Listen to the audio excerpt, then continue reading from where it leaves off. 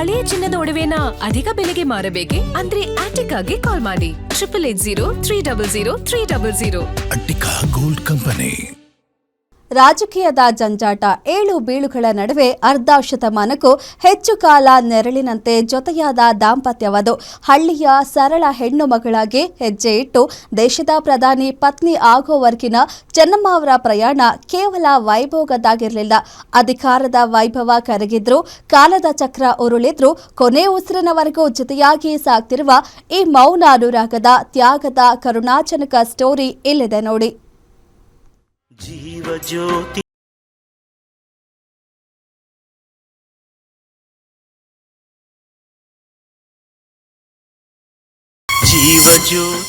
ದೊಡ್ಡಗೌಡರ ಬದುಕಿನ ಶಕ್ತಿ ಚೆನ್ನಮ್ಮ ಇನ್ನು ನೆನಪು ಮಾತ್ರ. ಅಂತಿಮ ಯಾತ್ರೆಯ ಮಾರ್ಗದುದ್ದಕ್ಕೂ ಅಮ್ಮನ ಕೊನೆಯ ದರ್ಶನ.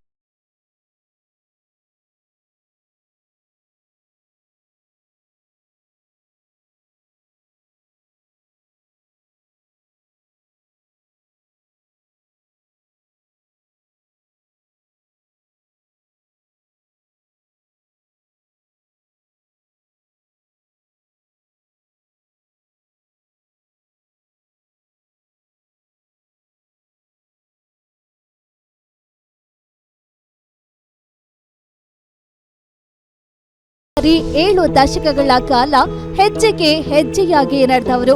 ಸುಖದಲ್ಲೂ ಕಷ್ಟದಲ್ಲೂ ನೆರಳಿನಂತೆ ಪತಿಯ ಬೆನ್ನಿಗೆ ನಿಂತವರು.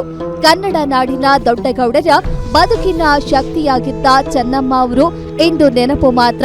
ಆದರೆ ಅವರು ದೈಹಿಕವಾಗಿ ಮರೆಯಾಗುವ ಕೇವಲ 3 ದಿನಗಳ ಮುನ್ನ ನಡೆದ ಆ ಒಂದು ದೃಶ್ಯ ಮಾತ್ರ ಈಗ ಕೋಟ್ಯಾಂತರ ಕನ್ನಡಿಗರ ಕಣ್ಣಾಲಿಗಳನ್ನ ಒದ್ದೆ ಮಾಡಿ.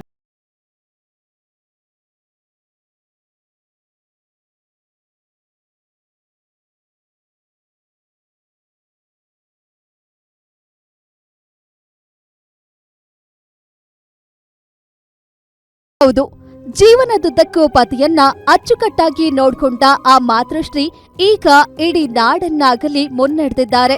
ಸದ್ಯ ದೊಡ್ಡಗೌಡರ ಧರ್ಮಪತ್ನಿಯ ಪಾರ್ಥಿವ ಶರೀರ ಹೊಳೆನರಸೀಪುರಕ್ಕೆ ತಲುಪಿದ್ದು ಮಾರ್ಗದುದ್ದಕ್ಕೂ ಅಮ್ಮನ ಕೊನೆಯ ದರ್ಶನ ಪಡೆಯಲು ಜನಸಾಗರವೇ ಹರಿದು ಬಂದಿತ್ತು. ನೆಲಮಂಗಲ ಕುಣಿಗಲ್ ಬೈಪಾಸ್, ಬೆಳ್ಳೂರು ಕ್ರಾಸ್, ಚನ್ನರಾಯಣಪಟ್ಟಣದ ಮೂಲಕ ಸಾಗುತ್ತಿರುವ ಹೂವಿನ ರಥಕ್ಕೆ ಹಾದಿಯುದ್ದಕ್ಕೂ ಕಣ್ಣೀರಿನ ವಿದಾಯ ಹೇಳಿದ್ರು. ಹೆತ್ತ ತಾಯಿಯನ್ನ ಕಳೆದುಕೊಂಡ ಎಚ್.ಡಿ.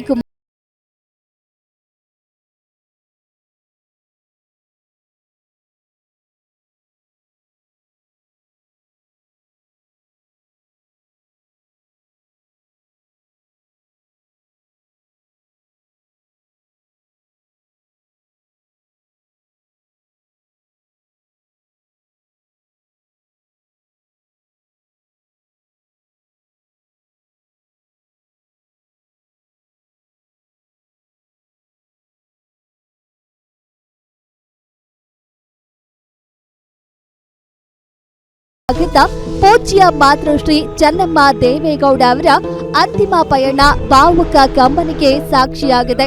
ನಾಡಿಗೆ ನಾಡೆ ಅಮ್ಮನಿಗೆ ಕಣ್ಣೀರಿನ ವಿದಾಯ ಹೇಳುತ್ತದೆ. ಆಯ್ತು ಸರ್, ದೇವತೆ ಕಳ್ಕೊಂಡಿದ್ದೀನಿ ಅಂತ ನೋಡೋದು ಸರ್. ಇವತ್ತು ಎಷ್ಟೋ ಕುಟುಂಬಕ್ಕೆ ಆಶೆ ಆಗಿದ್ರು. ನಮ್ಮ ಕುಟುಂಬ ಈ ಮಟ್ಟಿಗೆ ಬರ್ಬೇಕಾ ನಮ್ಮ ತಾಯಿ ಸರ್. ಇವತ್ತು ಏನು ಹೇಳೋದು ಗೊತ್ತಿಲ್ಲ ಸರ್. ನಮ್ಮನ್ನು ಬಿಟ್ಟು ತಬ್ಲಿ ಆಗಿದೆ ಸರ್.